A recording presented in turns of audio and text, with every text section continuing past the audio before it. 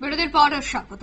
আজ শহর আগরতলায় দেখা গেল ট্রাফিকি অভিযান, বিভিন্ন জায়গায় যানজট মুক্ত করতে। অন্যদিকে দেখা গেছে যারাই হেলমেট পরেন না তাদেরকে হেলমেট পরা কতটা গুরুত্বপূর্ণ সে বিষয়টা নিয়েও কিন্তু আছে।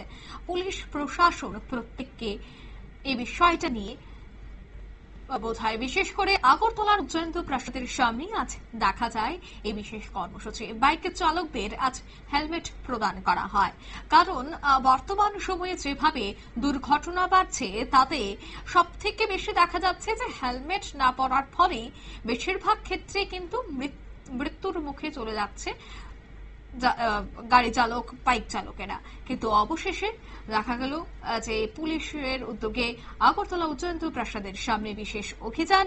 এই অভিযানে দেখা গেছে ট্রাফিক পুলিশের উচ্চপদস্থ আধিকারিক, ট্রাফিক পুলিশ সুপার সহ অন্যান্যরাও উপস্থিত ছিলেন।